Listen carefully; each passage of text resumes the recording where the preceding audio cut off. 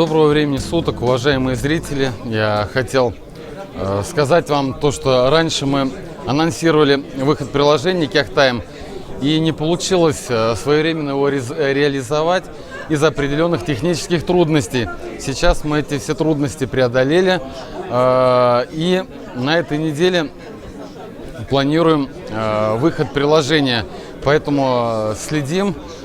И я хотел еще добавить лично от себя то, что наше приложение, оно не подвержено никаким санкциям, мировым кризисам и тому подобное, потому что люди всегда будут влюбляться, будут всегда жениться.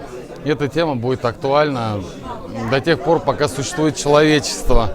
Вот, то есть я еще раз приношу вам свои извинения. И на этой неделе ждем выхода. Скачиваем приложение, регистрируемся и распространяем эту информацию всем своим друзьям и знакомым.